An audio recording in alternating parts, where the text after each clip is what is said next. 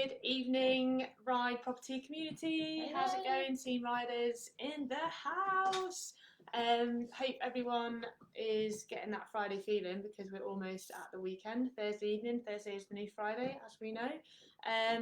We thought we would jump on tonight as part of our new kind of social media planning and talk about, well, a couple of people have approached us recently on how we have scaled rent to rent from 1 to 8. We've done it in a relatively short period of time, so I guess it's only natural that people are going to ask us how we've done that. So people have been asking us, not necessarily like how you go and get the deals, like people do ask that, but we found more recently people are asking how you manage scaling, like how you physically go from 1 to X amount and how you do that. So we kind of like got our heads together and we thought we would do a little bit of a mini series, I guess. Sorry, I'm just like getting off put by the little puppy that again is just like decides every time we go live. She always has to feature in all our lives, so she's just making herself known. You can just hear her chewing chomping away really loud on a toy. So we thought we'd do a little mini series, and tonight we're going to chat about what we're going to chat about tonight. We're going to chat about key locks, and we're also going to chat about, my mind's gone blank. Power team. Power team. Yeah. They're the two things that we're going to... We've totally planned this one. They're the two things that we're going to chat about, and it's not going to be a massive, it's not going to be a really lengthy live tonight. We're just going to try and do it in like 10 minutes. If you've got any questions, please drop them in and we'll get them answered this evening as we go. But yes, we wanted to chat about key locks and we wanted to chat about power team tonight. We're going to also chat about in future, part 2, part 3, part 4, however many parts we do, we're going to chat about things like hiring staff. We're going to chat about the systems in place for out of hours stuff. We're going to chat about like different softwares that we use that allow us to be able to systemize and automate things to make sure that we stay compliant. And all of these things, essentially, they all boil down to systems to be able to allow you to scale a little bit bigger. So that's kind of our intro. Over to you. So you gave away the punchline there, which was systemisation, which is the key to scaling your rent-to-rent business or any business for that matter. So remember that word, systemisation, because that is how we managed to do it. I spoke previously about Robert Kiyosaki's cash flow quadrant book, which for anyone who's not read it, it's really important you read. It's the next thing you should read after Rich Dad Poor Dad. And what he talks about there is the left side of the quadrant and the right side of the quadrant, and trying to find where you are depending on how your income comes to you. And on the left side of the quadrant, you've got employed people and self-employed people. So people in property are generally self-employed, particularly when they start, they're exchanging their time for money. And in the rent-to-rent business, when you start out, you're very much a full-time landlord, and you realise that very quickly. And we've talked about that before.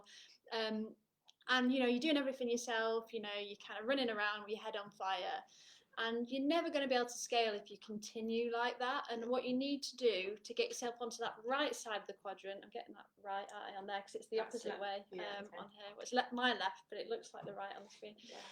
To get yourself onto the right side of the quadrant, to be that business owner that's earning passive income, to cross that bridge from left to right side is the key is systems. So we thought we'd talk today about some of our systems and how we've set them up, and they are not rocket science by any means. But they may take a bit of work in the front end just to get it sorted, which is why maybe a lot of people don't do it straight away. And certainly, we're learning that you need to get them in place early on to allow you to grow. And the early, I mean, like it's pretty obvious, but the earlier the better that you can get these systems in place. So even if you've just got one right now, I would, we would both massively kind of advise that if you can get these systems in place, then it will be so much easier when you start to scale.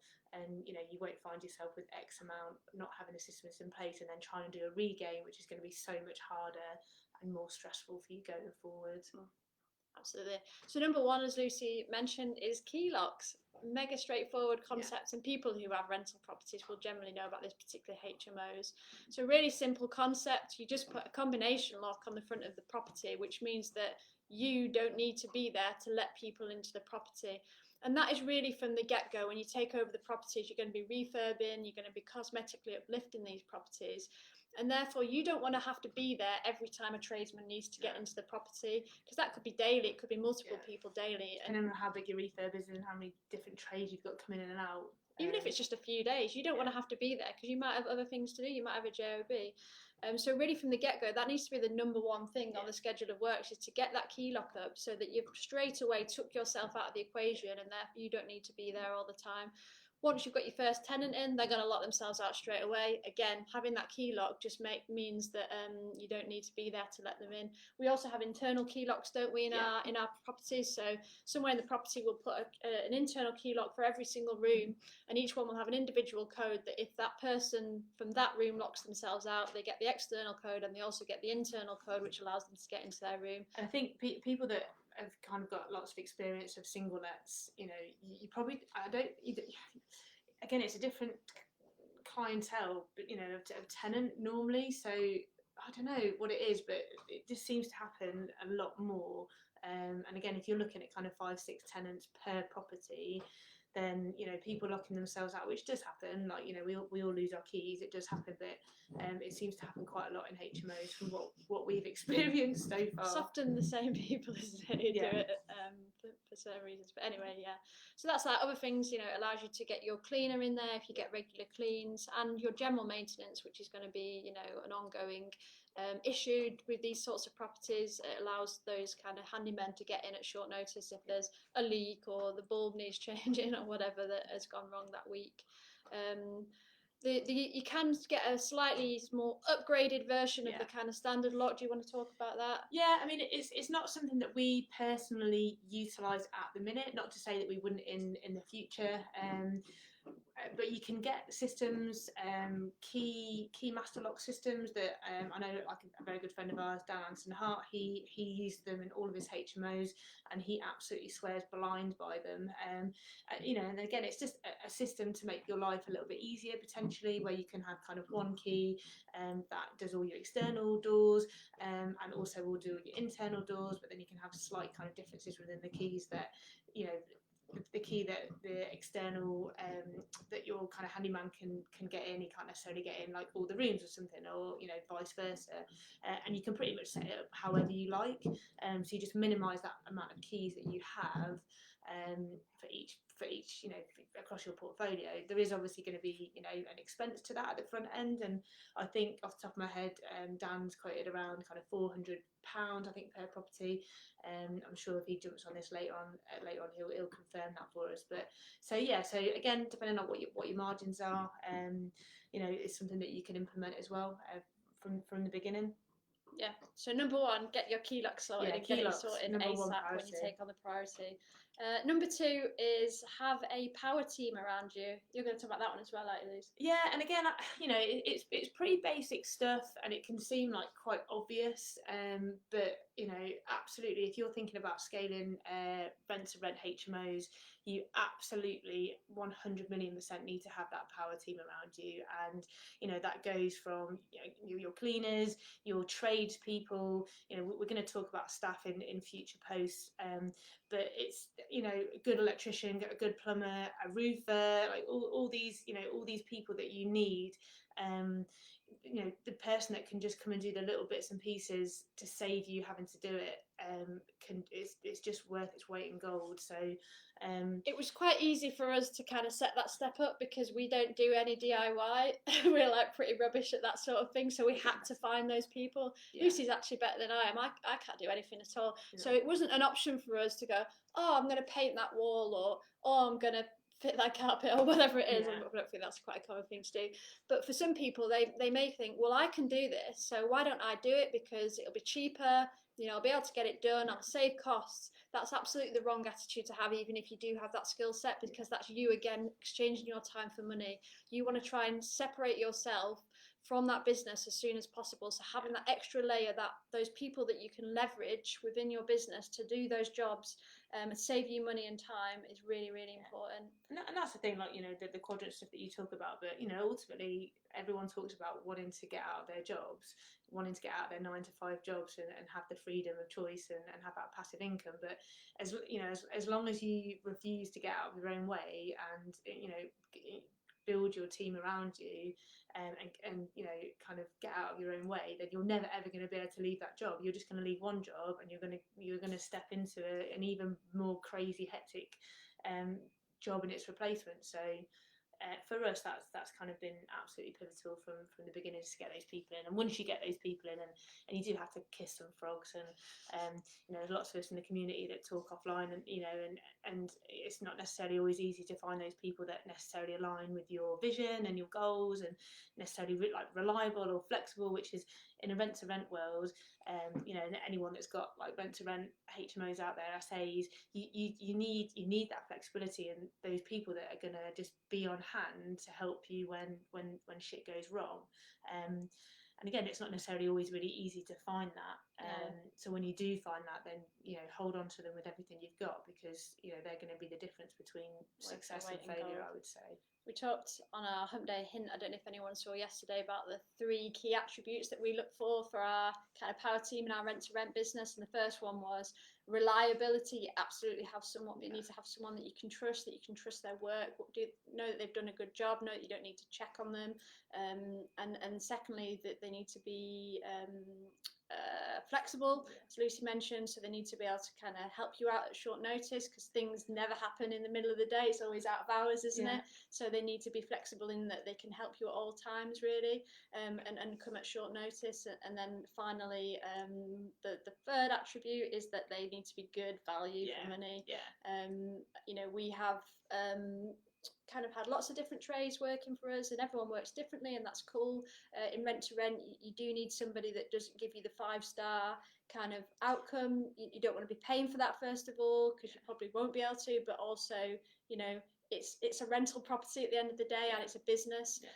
So it doesn't have to necessarily be cheap, it just has to be good value, and you need to be able to get work done that will last, that's durable, that will stand the test of time, that there isn't that kind of 5-star kind of job. And that can be a balance sometimes, and actually, you know, not everybody wants to necessarily work like that either.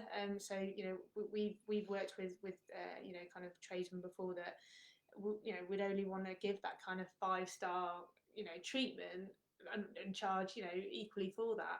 But you know, again, for anyone that's in the rent to rent kind of side of things, you can't always necessarily, you know, kind of supplement that, and you know, the margins aren't necessarily always there, because again, it's not your property. So you know, you want to be able to create, you know, the best homes that you possibly can, and you know, but it's sometimes you just have to be sensible, and you can't necessarily put your granite worktops in, or you can't, you know, spend kind of £500, £600, £700 on just a paint job, because you know, you'll have no profit margin left. So you have to be quite sensible with that. And again, it just comes back to making sure that your goals, not your goals really, your vision aligned with your power team, and they know what you are trying to achieve. And I think that's really important, that they understand your business model. And we really feel like everyone within our power team does. And you know, that's taken a little bit of time, you know, as it, you know, as any relationship does, to build up that mutual understanding. But you know, it's really worth putting that work in to get those relationships established, and ensure those people around you understand what you are trying to achieve. Yeah, absolutely. So that's it, really. Those are the 2 this week: the key lock system and the power team. I hope people found that useful. It's just stuff that we've learned along the way, and has certainly allowed us, and is allowing us to try and grow and scale our business. Next week, we're going to talk about a couple more things. We're going to talk about staff. Yeah, that's a really big one, and loads of people ask us about that. And we're going to talk about out of hours and how we manage that, because again, you know, it's difficult with staff to get them to work out of hours. Some will do it, but obviously you have to be able to pay for that as well. And when you're in the startup phase of your business, you might not be able to do that. So it's, how do you get that passiveness to your business, that system in place, but how do you make it work out of hours as well, when property's a 24-hour business? I think the property manager one will probably be quite a big video, just because there's so much to chat about that. And that has literally, for us, you know, that's been the next kind of step in our ability to scale, and taking our business forward to the next level. Yeah, we can really see that, and we look forward to doing that one. But hopefully that's How long have we done? 14, just under 15 minutes. We Boom. said 10, but you always talk quite a lot. I think I talk quite a lot. Yeah, in this one, you actually. talk loads tonight, and we can literally hear the cookers beeping at us now because our dinner's ready. So we're going to jump off, but yeah, just a quick one tonight. A couple of points again. For some people, really obvious, really basic, really basic. But for some that maybe are just thinking about it, then hopefully that's helped a little bit. And if you get the basics right, then everything else hopefully will be a walk in the park. Right, hope you enjoy the rest of your Thursday evening, everybody. Remember, whatever you do, enjoy the ride. See you later, guys. Take it easy.